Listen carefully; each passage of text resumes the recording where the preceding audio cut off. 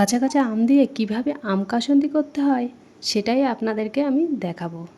এই আম কাসুন্দি খেতে অনেক ভালো লাগে। আমি এখানে বড় বড় সাইজের দুটো আম নিয়ে নিয়েছি। এবার আমগুলোকে ভালো করে ধুয়ে নিয়েছি, তারপরে আমগুলোকে আমি ছিলে নেব। আমার দুটো আমই ছেলা হয়ে গেছে। এবার আমগুলোকে আমি এইটার সাহায্যে কুচি কুচি করে নেব। এই আম কাসুন্দি খেতে অনেক টেস্টি হয়, আর আমি যেভাবে বানাচ্ছি একবার আপনারাও এইভাবে বানিয়ে দেখবেন, খেতে অনেক টেস্ট হবে। আচ্ছা, এখানে আমি পুরো ভিডিওটা দেখালাম না। আমি এখানে আমগুলো কুড়ে নিয়ে নিয়েছি, তার মধ্যে দিয়ে দেবো লবণ। লবণ দিয়ে কিছুক্ষণ মাখিয়ে রেখে দেবো। তারপরে আমি এখানে আম কাসুন্দি করার জন্য আমি দু রকমের সর্ষে নিয়েছি, সাদা সর্ষে, কালো সর্ষে। সাদা সর্ষেটা একটু কম নিয়েছি আর কালো সর্ষেটা বেশি নিয়েছি। এই দুটোকে আমি এবার একটা জারের মধ্যে দিয়ে ভালো করে গুঁড়ো করে নেব। আচ্ছা, এখানে আমার সর্ষেগুলো গুঁড়ো করা হয়ে গেছে। আমি একটা বড় পাত্র নিয়েছি, তার মধ্যে এবার ঢেলে নেব। এখানে আমি কিছু গোটা মশলা নিয়ে নিয়েছি, শুকনো লঙ্কা, লবঙ্গ, ধনিয়া আর মৌরি আর জিরে। এগুলোকে একটা শুকনো হাঁড়ির মধ্যে আমি ভেজে নেব। আচ্ছা, এমন করে ভাজতে হবে যেন এর একটা সুন্দর গন্ধ বেরোয়, যেন মশলাটা জ্বলে না যায়, তাহলে তো খেতে ভালো লাগবে না। সুন্দর যখন গন্ধ বেরোবে তখন এই মশলাগুলোকে নামিয়ে নিতে হবে। যখনই ঠান্ডা হয়ে যাবে তখনই এটাকে গুঁড়ো করে নিতে হবে। এখন আমি হাঁড়ির মধ্যে দিয়ে দিলাম। এবার মশলাটা ভেজে নিচ্ছি।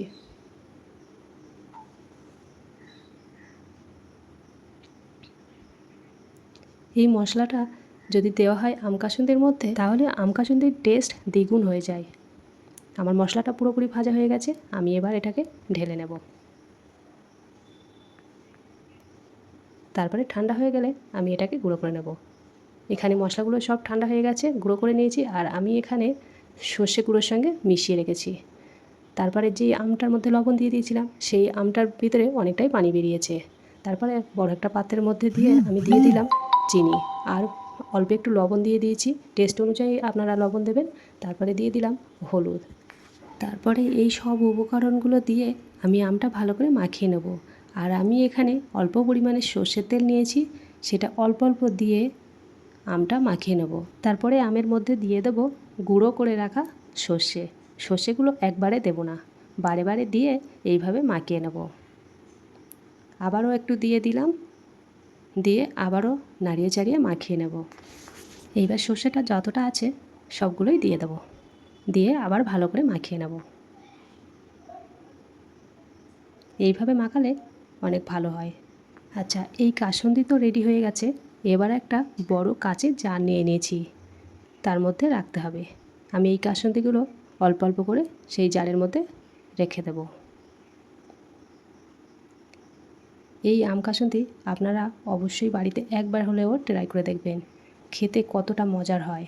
তারপরে আমি এর মধ্যে আবার একটু অল্প অল্প করে সর্ষের তেল দিয়ে দেবো। আচ্ছা, এখানে আপনাদেরকে একটা কথা বলে দিই, আমের পরিমাণ দেখে সর্ষের তেল আর সর্ষে দেবেন।